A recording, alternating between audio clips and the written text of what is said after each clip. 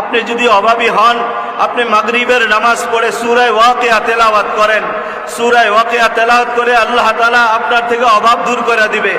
আপনি যদি ঋণগ্রস্ত হন, ঋণ পরিশোধ করার জন্যে জুমার নামাজের পর, জুমার নামাজের পর মুসল্লায় বসে পড়েন, আল্লাহুম্মা কফিনি বিহালালিকা আন হারামিক ওয়া আগনিনি বিফদলিকা আম্মান সিওয়াক।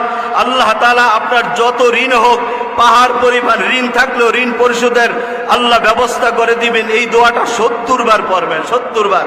আপনি যদি পারেন ফজরের নামাজের পরে সুবহানাল্লাহি ওয়া বিহামদিহি, সুবহানাল্লাহি ওয়া বিহামদিহি 100 বার পড়েন, আল্লাহ তাআলা আপনার আমল নামায় 1,30,000 নেকি লিখে দিবেন।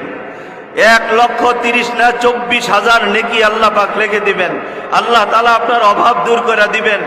এক হাদিসের মধ্যে রাসূলুল্লাহ সাল্লাল্লাহু আলাইহি ওয়াসাল্লাম বলেন, قال رسول الله صلى الله عليه وسلم أيعجز أحدكم أن يقرأ في ليلة ثلث القرآن। রসুল বলে, তোমরা কি অপারগ রাতের বেলা কোরআনের 1/3 পড়া ঘুমাইতে? বলে, হ্যাঁ ইয়া রাসূলুল্লাহ, 1/3 অর্থাৎ 3 ভাগের 1 ভাগ কোরআন শরীফ পড়া কেমনে ঘুমাবো? রাত তো শেষ হয়ে যাবে। রসুল বলেন, قالوا وكيف يقرأ ثلث القرآن قال قل هو الله أحد يعدل ثلث القرآن।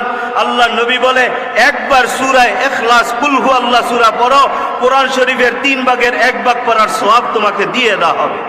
আশরাফ আলী থানভী রহমাতুল্লাহ আলাইহি বলেন, মান ইয়াকরাউ হাযা সূরা 3 মাররাতিন ইয়াদিলু খতমাল কোরআন। কেউ যদি রাতের বেলা হোক, দিনের বেলা হোক, সূরা ইখলাস কুল হু আল্লাহ সূরাটা 3 বার পড়ে পুরা কোরআন খতম করার সওয়াব আমলনামায় দিয়ে দাও। সুবহানাল্লাহ।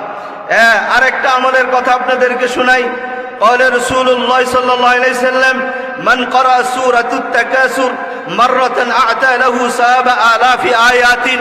আল্লাহ নবী বলে, কেউ যদি 30 পারায় সূরাতুত তাকাসুর, আলহাকুমুত তাকাসুর একবার পড়ে 1000 আয়াত পড়ার সমান পরিমাণ সওয়াব তাকে দিয়ে দাও হবে।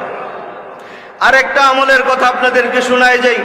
قال رسول الله صلى الله عليه وسلم من قرأ 100 مرة في الصباح والغداء سبحان الله أعطى له ثواب 100 حاج।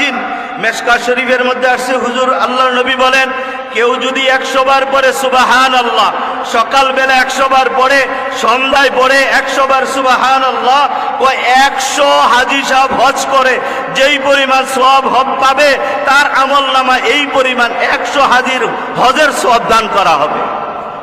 এই জন্য সকালবেলা 100 বার সুবহানাল্লাহ, সন্ধ্যাবেলা 100 বার সুবহানাল্লাহ পড়বেন। আরেকটা আমলের কথা আপনাদেরকে বলে দিই। قال رسول الله صلى الله عليه وسلم من قرأ